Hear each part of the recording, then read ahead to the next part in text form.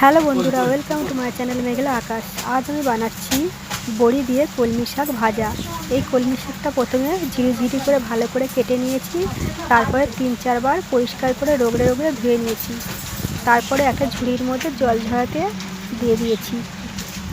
এরপরে আমি পরিমাণ মতো পেঁয়াজ কুচি কেটে নেব। আপনারা পুরোপুরি ভিডিওটা দেখুন, আপনাদের এই রান্নার ভিডিওটি অবশ্যই ভালো লাগবে। স্কিপ না করে পুরোপুরি ভিডিওটা দেখুন। তার আগে কড়ার মধ্যে আমি সর্ষের তেল দিয়ে দিয়েছি। সর্ষের তেলটা গরম হয়ে গিয়েছে, এর মধ্যে আমি পরিমাণ মতো কটা বড়ি ভেজে নেব। আপনারা আপনাদের কলমি শাকের পরিমাণ অনুযায়ী বড়ি দেবেন। তো আমি এখানে অল্প করে বড়ি ভেজে নিচ্ছি।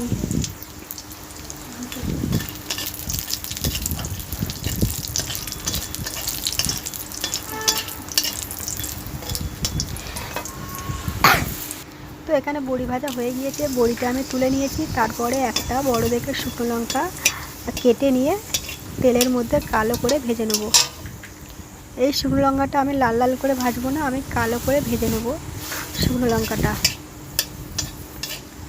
তো শুকনো লঙ্কা আমার প্রায় ভাজা হয়ে গিয়েছে।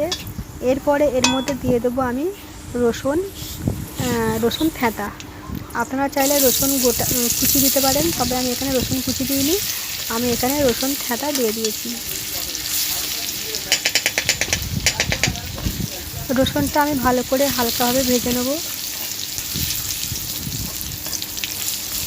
তারপরে এর মধ্যে দিয়ে দেবো আমি পরিমাণ মতো পেঁয়াজ কুচি।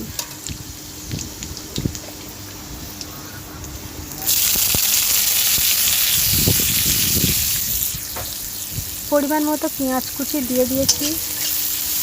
দিয়ে এটা আমি ভালো করে খুন্তি দিয়ে নাড়াচাড়া করে নেব।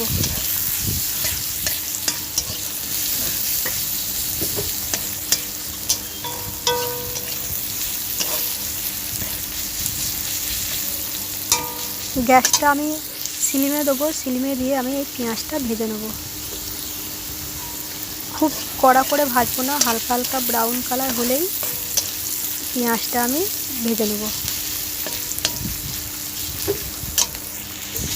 তো বন্ধুরা, এখানে আমার পেঁয়াজ হালকা করে ভাজা হয়ে গিয়েছে। এরপরে আমি কেটে রাখা কলমি শাক দিয়ে দেবো। কেটে রাখা কলমি শাক দিয়ে দিয়েছি। এর মধ্যে থেকে এখন কিছু পরিমাণে জল উঠবে। তো তার আগে, ঢাকা দেওয়ার আগে আমি খুন্তি দিয়ে ভালো করে নাড়াচাড়া করে নিচ্ছি, যাতে পেঁয়াজের সাথে কলমি শাকটা ভালোভাবে মিশে যায়। তারপরে এর মধ্যে দিয়ে দেবো আমি পরিমাণ মতো অল্প করে লবণ। লবণ বেশি দেওয়া চলবে না, কারণ কলমি শাক ভেজে গেলে অল্প হয়ে যায়, তখন বেশি লবণ পড়ে গেলে তেতো লাগবে, তাই অল্প করে লবণ দিতে হবে। তো আমি এখানে অল্প করে লবণ দেবো। তারপরে অল্প করে আমি হলুদ দেবো, দিয়ে কলমি শাকটা নাড়াচাড়া করে নিয়ে ঢাকা দিয়ে দেবো, যাতে কলমি শাকটা জল শুকিয়ে যায় আর অনেকটা হেজে যায়।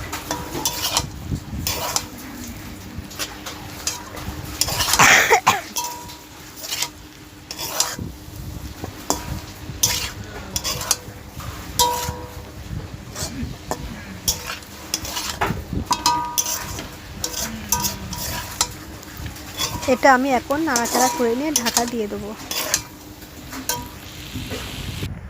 তো বন্ধুরা, আমি ঢাকা দিয়েছিলাম, ঢাকনাটা আমি তুলে নিয়েছি। এখানে অনেকটা জল শুকিয়ে গিয়েছে।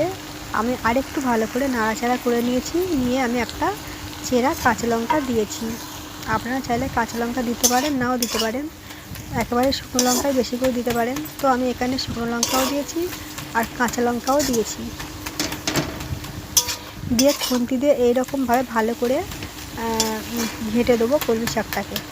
এইরকমভাবে খুন্তি দিয়ে কলমি শাকটাকে নাড়াচাড়া করবো, করে আর এরকমভাবে ঘেঁটে দেবো, যাতে কলমি শাক থেকে সমস্ত জল শুকিয়ে যায়।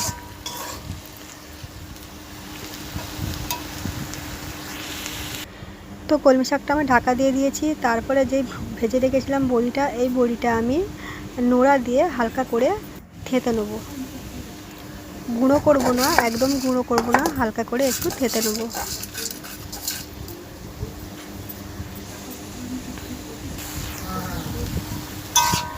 হালকা করে থেঁতে নিয়েছি, নিয়ে এর রেখে দিয়েছি। এরপরেই কলমি শাকটা আমি ঢাকনা তুলে নিয়েছি, তুলে নিয়ে আমি আরেকটু ভালো করে নাড়াচাড়া করে নিচ্ছি।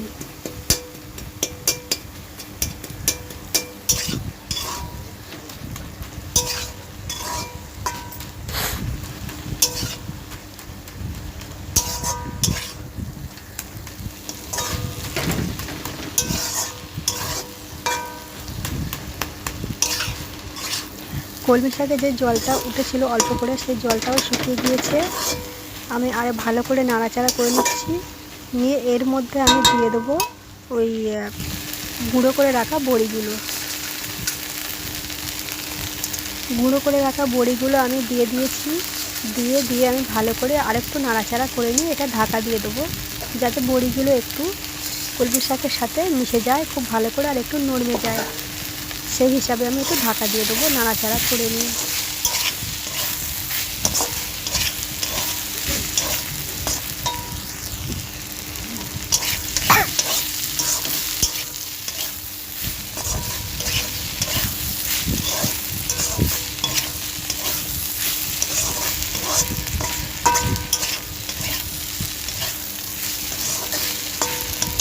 তো বন্ধুরা, আমার কলমি শাক ভাজা হয়ে গিয়েছে। গ্যাসটা আমি এবারে অফ করে দিয়েছি, অফ করে দিয়ে দেবো। তো বন্ধুরা, কেমন লাগলো আপনাদের বড়ি দিয়ে কলমি শাকের এই ভাজা রেসিপিটি? যদি আপনাদের এই কলমি শাকের ভিডিওটি আর এই রেসিপিটি ভালো লেগে থাকে, তাহলে অবশ্যই লাইক, শেয়ার, কমেন্ট এবং সাবস্ক্রাইব করে আমার পাশে থাকবেন নেক্সট ভিডিওটি দেখার জন্য।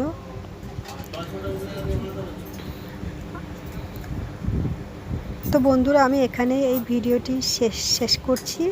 সবাই ভালো থাকবেন আর সবাইকে ভালো রাখবেন। ভিডিওটি দেখার জন্য সবাইকে অসংখ্য ধন্যবাদ।